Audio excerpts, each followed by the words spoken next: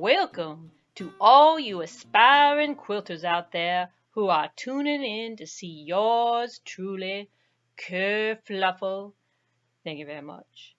Give you a short summary of the necessities required so that you can quilt. Number 1. Arm yourself with knowledge. Whoa, that's a lot of knowledge. I gotta put this down. Whew. Now, there are lots of books and other resources that can walk you through each part of the creative process of putting a quilt together, from planning to patterns to piecing the top, free motion quilting, and adding the final binding, my personal favorite.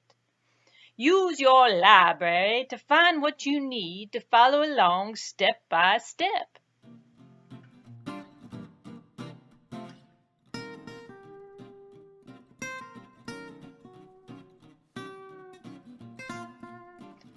Number 2.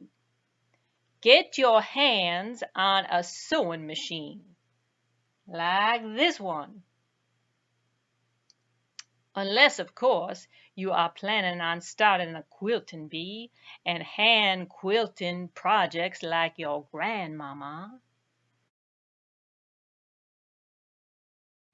Be sure to become familiar with the machine owner's manual, like this one right here, so you know all its parts and their functions. No sense in purchasing a machine with all the bells and whistles when you're only going to use the whistles because you don't know how the bells work. At least that's what my grandmama always said. Number 3. Know your machine accessories.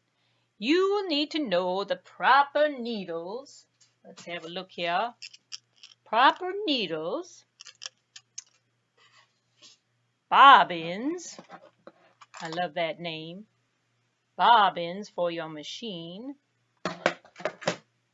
and presser feet. No, I don't think that's quite the size we need here, yes. But presser feet, kind of like this one, that fits your machine. Now, how does that foot go on? I'm not really sure. For your machine, you will have to consult your owner's manual. And while you're looking, maybe you could find the answer to my question, which is, what does feeding your dog have to do with anything, I wonder? Number 4, threading your machine.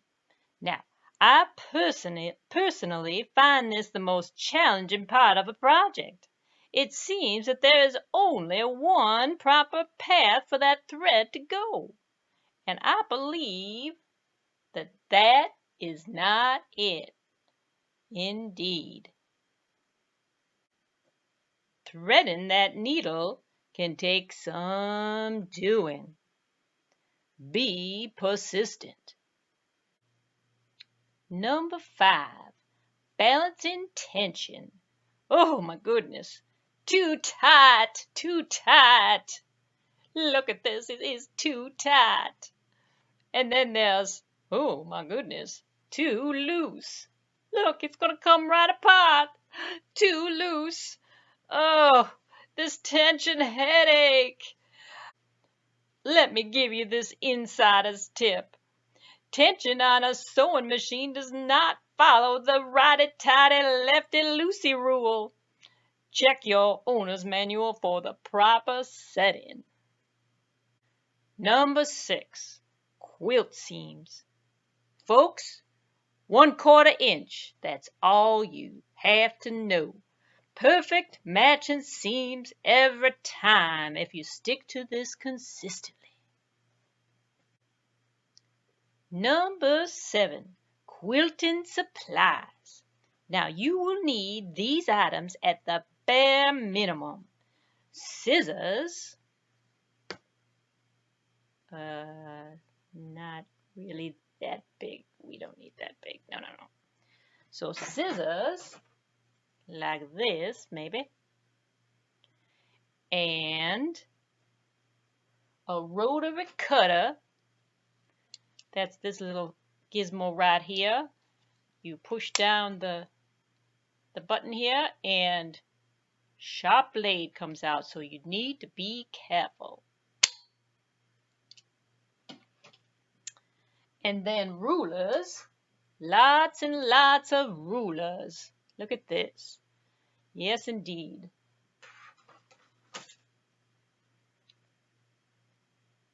Needles,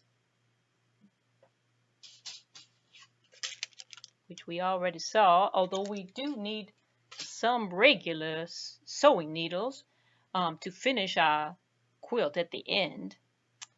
Let's see, some pins. Thank you, Hedgie.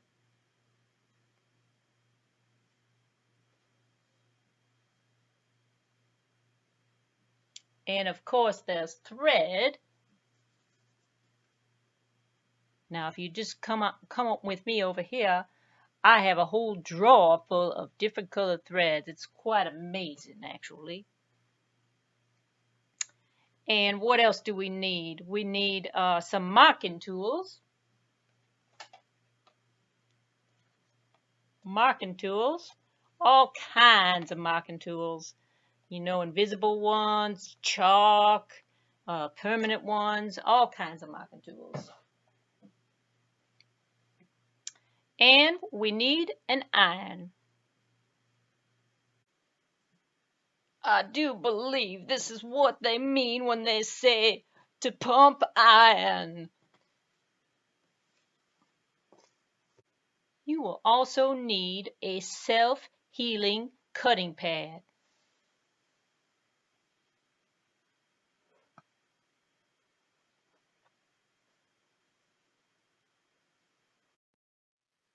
Number 8, fabric. I just love it. Love, love, love fabric. Always 100% cotton, of course, but any color value. The textures can be different, the sizes. For instance, in quilting, it doesn't matter if you don't have large size fabric. You can use scraps in all kinds of quilts. And then, of course, you will have to learn about selvages and grain lines. No, not those kind of grain lines. And, of course, bias. But you will have to read up about that in all of your educational materials about quilting. But indulge in my love for fabrics. Love it. Number 9, batting. Not that kind of batting. The fluffier the better. See here? Nice and soft. You know, it's like the middle of the Oreo cookie. Number 10, rotary cutting. Now, folks, I must tell you, here's the main rule you need to remember. Measure twice and cut once. So here we go. You use your ruler, measure twice, and then you cut once with your rotary cutter. Now, see that sharp blade right there? You must be careful. It is very, very sharp. So do practice a lot of safety while you are cutting.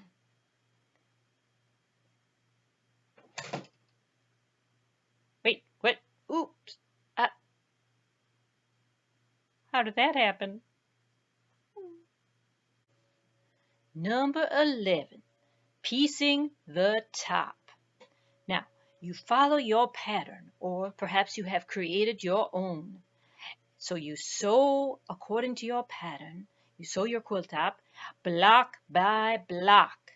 Now, for beginners, you must know that there are some pattern types that would be right up your alley.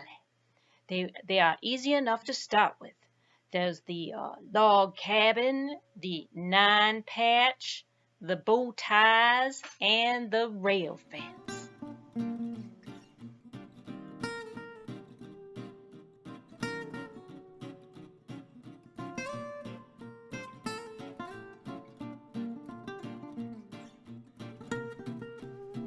Number 12, layering and basting. So now let's make a sandwich. Not that kind of sandwich. Nope.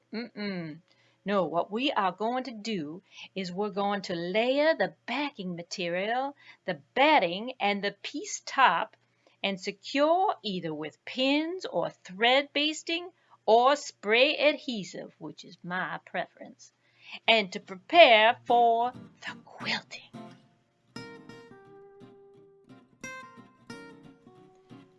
Number 13, basic quilting techniques. Now, let's take some time to have some artistic fun quilting and a number of designs to hold the quilt top, batting, and backing together. This adds texture and interest to your beautiful quilt and also forms an appealing design on the back as well. Number 14, binding. Remember I said this was one of my favorites. So binding encloses the edges of the quilt and forms a clean, attractive finish. It's like the frame of a painting. It is machine sewn on but hand stitched to finish, and the final stitches are ever so fulfilling indeed.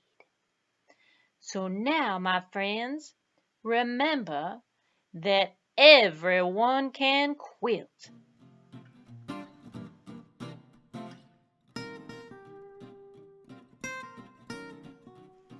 Make this your hobby and go out and stitch your story. Be creative.